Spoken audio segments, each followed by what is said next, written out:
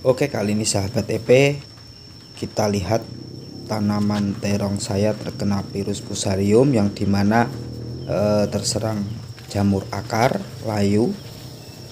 Jangan lupa untuk menyimak video ini sampai habis. Sebelumnya tekan tombol subscribe lur channel Eksperimen Pertanian dan aktifkan tombol loncengnya juga seperti biasa.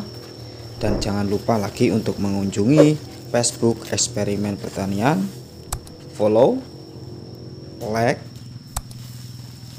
dan jangan lupa juga untuk mengunjungi Instagram Eksperimen Pertanian. Oke lor, saya hitung 1, 2, 3. Oke, terima kasih atas dukungan sahabat tani semuanya. Untuk lanjut videonya kita intro dulu lor.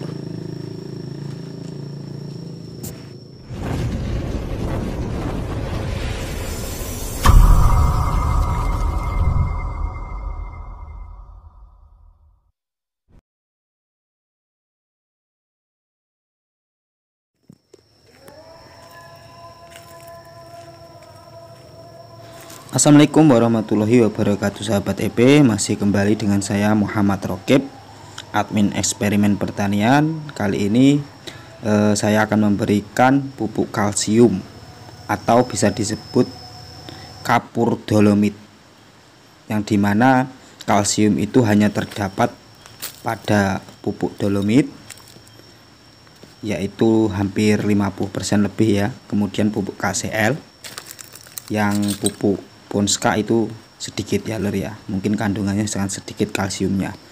Makanya paling banyak hanya di dolomit. Selain untuk membantu terhindar dari jamur fusarium yang menyebabkan bisa layu pada pohon terong, biasanya mulai kecil ada yang langsung layu, kemudian pembusukan akar, batang kering, kemudian ada ketika terong itu sudah mulai berbuah layu. Nah, itu sangat merugikan untuk bagi petani terong lor. Cara pemupukannya gampang. Ada kalanya sistem kocor, ada kalanya ditabur. Ketika setelah hujan bisa dikocorkan ya lor ya, ataupun panas yang terik.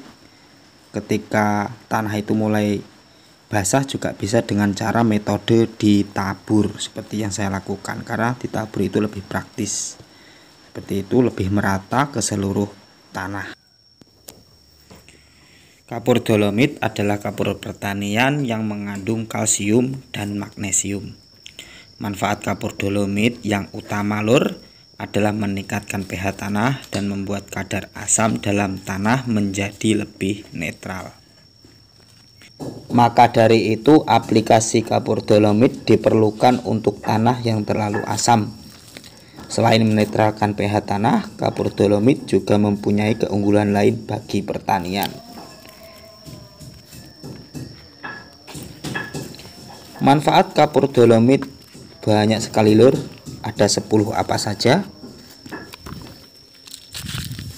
Yang pertama, manfaatnya adalah dapat membantu meningkatkan pH tanah. Yang kedua, meningkatkan unsur hara dalam tanah. Yang ketiga, membersihkan tanah dari senyawa racun. Yang keempat, meningkatkan populasi mikroba baik yang berguna untuk pertumbuhan tanaman. Yang kelima, mempercepat pertumbuhan akar. Yang keenam, meningkatkan produktivitas tanaman dan kualitas hasil panen.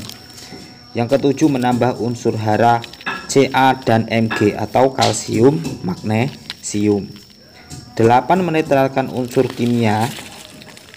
9, mengendalikan patogen tanaman. Yang ke-10 atau yang terakhir, membuat tanaman lebih hijau. Itu berapa manfaatnya lur, banyak sekali.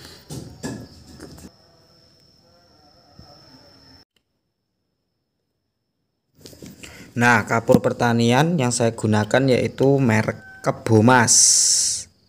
Kapur pertanian Kebomas. Itu lambangnya ada kerbaunya lur, PG.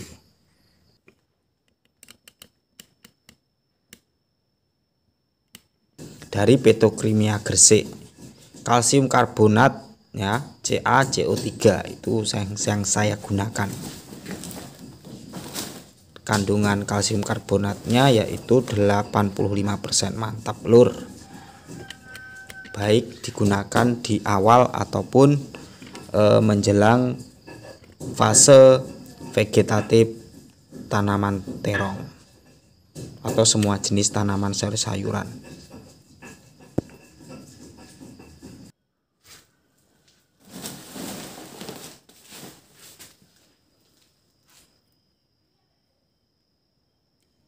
Masa edarnya sangat lama lur, Agustus 2026. Mantap sekali lur.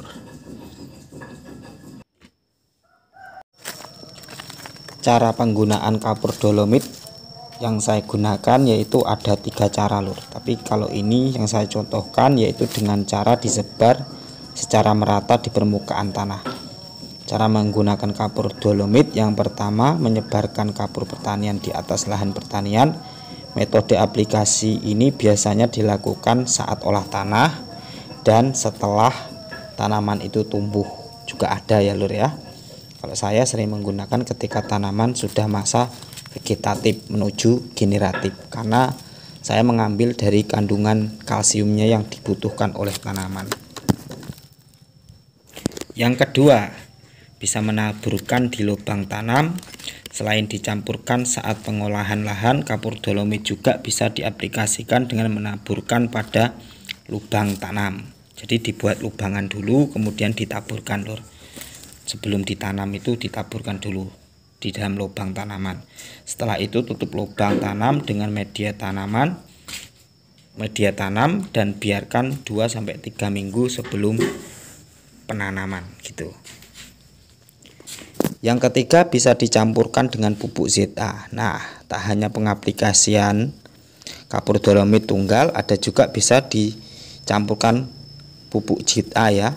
Campuran ini berguna untuk menyediakan unsur hara seperti magnesium dan sulfur nitrogen. Yang pasti ditabur ya lur ya. Oke. Begini lur. Menaburkannya juga sama yang saya contohkan di video ini.